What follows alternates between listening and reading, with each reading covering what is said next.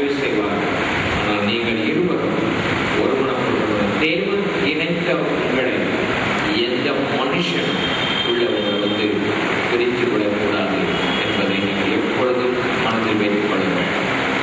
உங்கள் ரெண்டு பேரையும் உங்களை பற்றி மற்றவங்க விசாரிப்பாங்க. ஒரு மாதம் கழித்து நீங்கள் எப்படி இருக்கிறீங்க அப்படின்னு சொன்னால் நீங்கள் ரெண்டு பேரும் ஒரே காரியத்தை பேசணும்.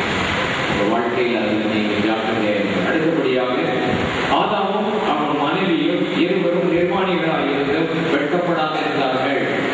குடும்ப வாழ்க்கையில் இனிமேல் பயமோ வெட்கமோ உங்கள் இருவருக்குள் இருக்கக்கூடாது. ஒளிவும் மறைவு இருக்கக்கூடாது. குடும்பத்தில் ஓப்பன்னஸ். அவருக்கு மறைத்து நீங்க வாழ்க்கையை ஒன்றும் செய்யக்கூடாது. அவளுக்கு மறைத்து எந்த காரியமும் உங்களுக்குள்ள இருக்கக்கூடாது.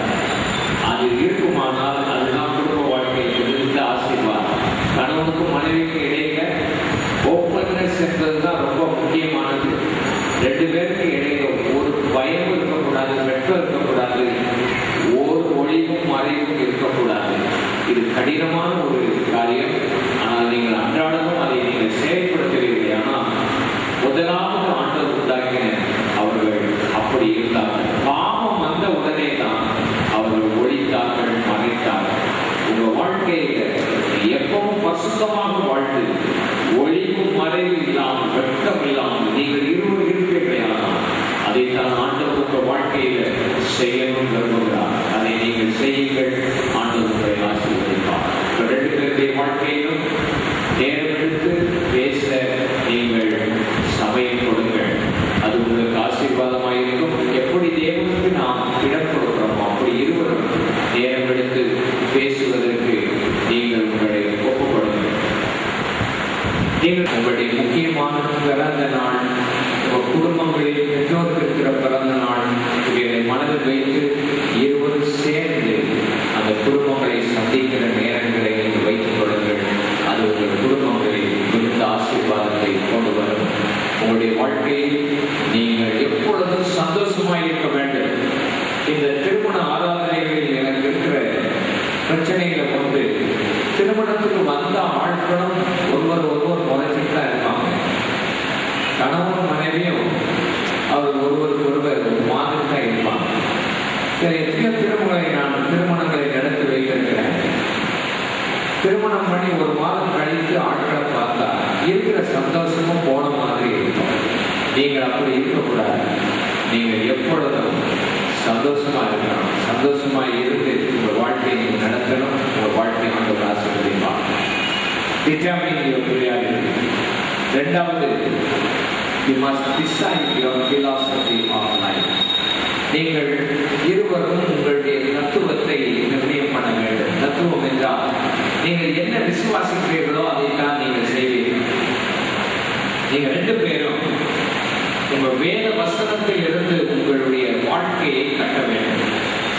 ஒரு நாள் பிசாசுக்கு இடக்கூடாது. ஆதாம் ஏவாளுக்கும் ரெண்டு பேரும் நல்லா இருந்தாங்க, ஆசீர்வாதத்தோடு இருந்தாங்க. ஆனால் தோட்டத்தில் யாருக்கு இடம் கொடுத்தாங்க?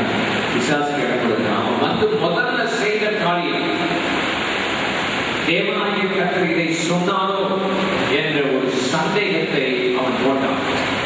உங்கள் தேவனாகிய கர்த்தர் மேல் ஒரு நாள் நீங்கள் சந்தேகப்படாதீர்கள், விசுவாசம் உள்ளவர்களாக இருங்கள். இரண்டாவது, அவர் பேசின வார்த்தையிலே சந்தேகத்தை கொண்டு வந்தார். நீங்கள் உங்கள் வாழ்க்கையில் ஆண்டவருடைய வார்த்தையில ஒரு சந்தேகமும் உங்க வாழ்க்கையில் இருக்கக்கூடாது. உங்க வாழ்க்கையை நீங்கள் கட்ட வேண்டிய உங்க குடும்ப வாழ்க்கையை நீங்கள் எப்படி கட்ட வேண்டும்? வேதம் என்ன சொல்லி இருக்கிறது ஒரு குடும்பத்தை பற்றி? ஒரு புருஷன் என்ன செய்ய வேண்டும்?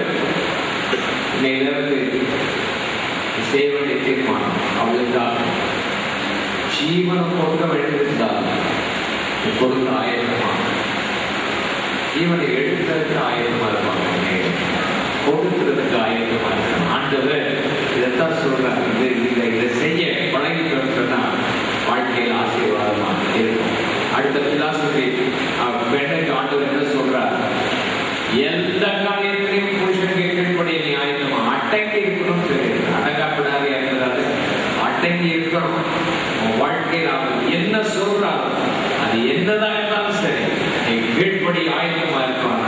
உங்க குடும்ப வாழ்க்கையில பிரச்சனையே இல்லை. Very simple truth. இந்த ரெண்டு காரியத்துக்கு தான் வேணும். தெளிவா சொல்லுது. இதற்கு நம்ம செய்யறதுக்கு ஆயத்தமா இருந்தா குடும்ப வாழ்க்கையில எந்த பிசாசும் தெரிய வர முடியாது. ரெண்டு காரியம் வாழ்க்கையில நீங்க ஒரு பிலாசபி ஆஃப் லைஃப் வாழ்க்கையில நான் ஒரு உண்மையான ஒருவர் தன்னுடைய புத்தகத்தில் 25 வருஷம் தான் தன்னுடைய குடும்ப வாழ்க்கையில் இருந்து கற்றுக்கொண்ட ஒரு காரியத்தை அவர் எழுதுகிறார். புருஷர்கள் எந்த காரியத்திலையும் மனைவியை ஒரு தப்பான வார்த்தையை பேசியிருக்கிறார். அவங்க 1001 தப்பு செய்தது போல தெரியும். ஆனா அவங்க வாயில வந்து ஒரு தப்பான வார்த்தை மனைவியை பற்றி வரக்கூடாது.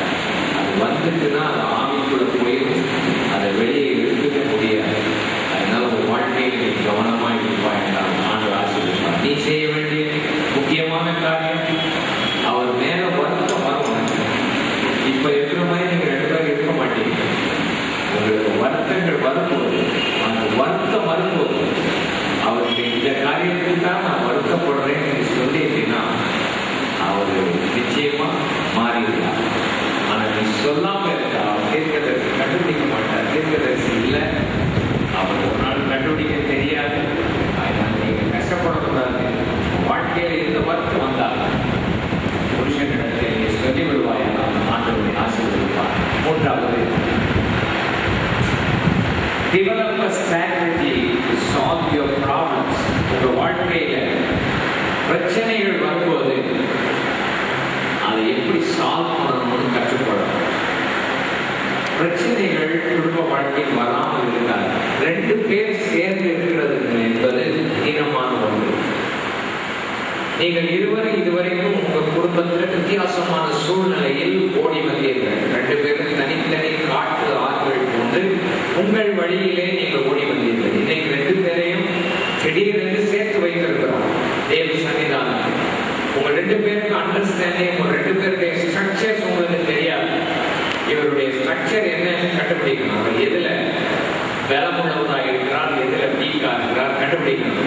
அதே போல அவருடைய வாழ்க்கையுடைய ஸ்ட்ரக்சரை கண்டுபிடிக்கணும். ஆண்டவர் எப்பொழுதுமே 2 வித்தியாசமான ஸ்ட்ரக்சரை தான் சேர்த்து வைப்பார்.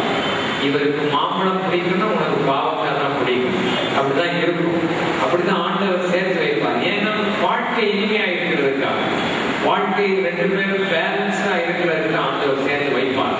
அதனால உங்க ஸ்ட்ரக்சர் எது என்று கண்டுபிடிக்கும். என்னுடைய வாழ்க்கையில் I'm a people person. ஜனங்களோட பேசுவேன், ஜனங்களோட இருப்பேன். நான் எந்த காரியத்தையும் ரொம்ப சீரியஸா எடுக்காதான். என்னுடைய ஒய்ஃப் எடுத்துக்கிட்டீங்கன்னா எல்லாம் சரியா செய்யணும், சரியா இருக்கணும், சரியா இருந்தா தான் செய்யணும்.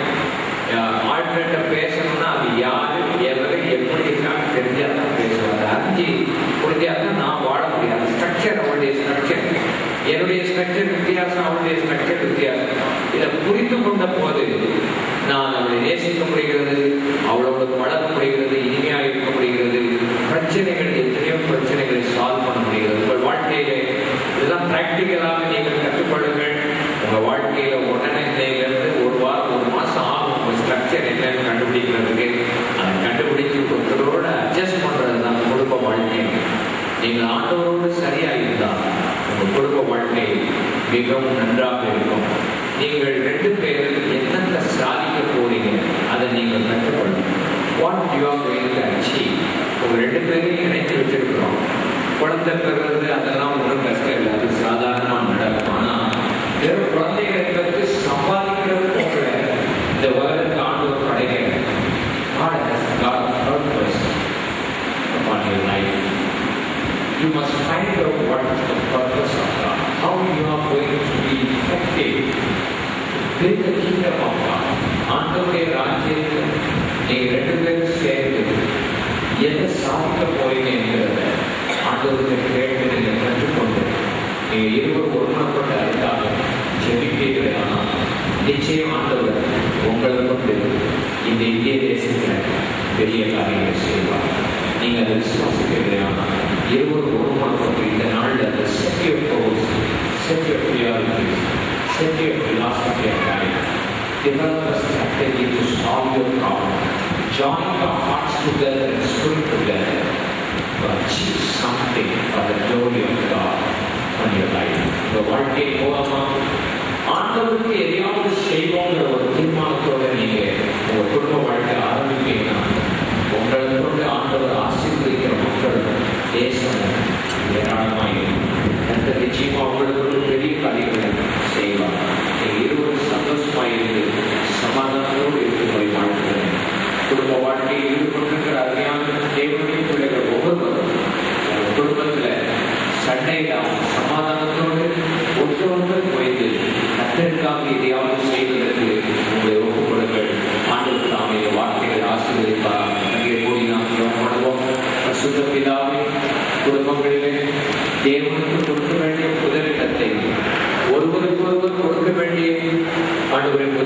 பலன்களையும் கொடுத்து எங்களுடைய வாழ்க்கையில் விசுவாசத்தை சரியாக கட்டி எழுப்பி வேத வசனத்தின்படி குடும்பத்தை கட்டி எழுப்ப உதவி செய்யும்.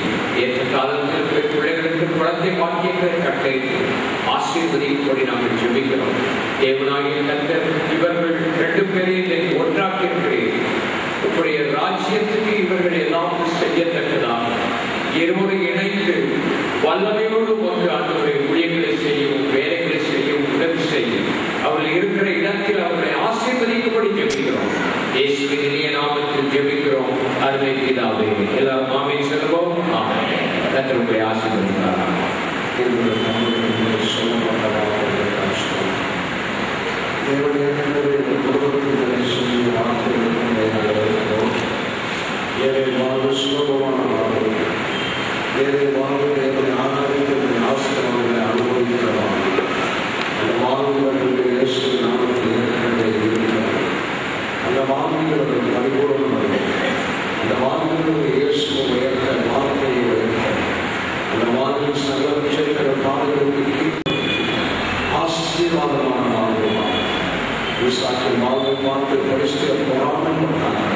அப்படி ஒரு ஆசீர்வாதம் வேறு வார்த்தைக்கு தொடர்ந்து இருந்து கொண்டிருக்க நாங்கள் செய்கிறோம்.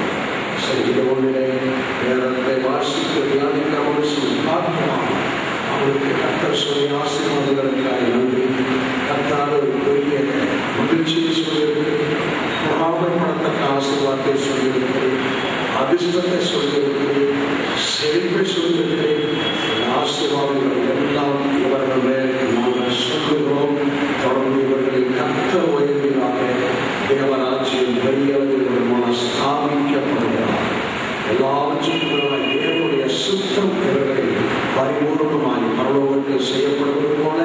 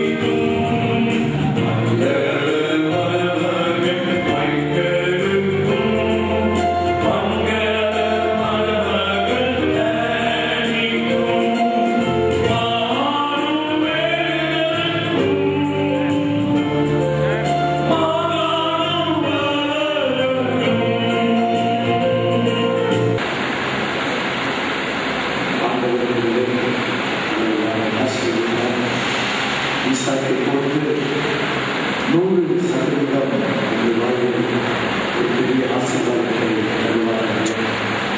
அருமையான சகோதரர்களே, கோடானகோடியாய் நீங்கள் விரும்புகிறீர்கள் என்று இயேசு நாமத்தினாலே உங்களை வாழ்த்துகிறேன்.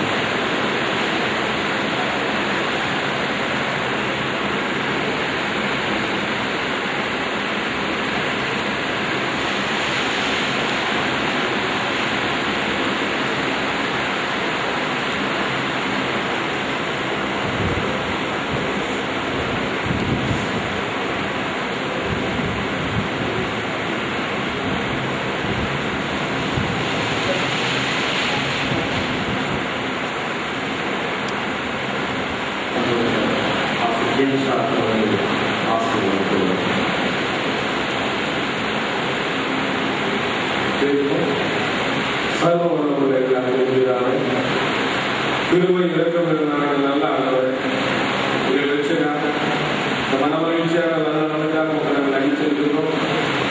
நீ எங்களுடைய பாராட்டின கிருபை பெரிய ராஜா தம்பி மைக்கராஜே மகளாக இந்த நாளில் திருமண மக்களை இணைத்து பரிசுத்தவான்கள் பிரசன காரணாயிருந்த உடைய கிருபைக்காக போடாமல் சோதரும் அந்த பரிசுத்தவான்கள் திருச்சி மக்கள் உறவினர்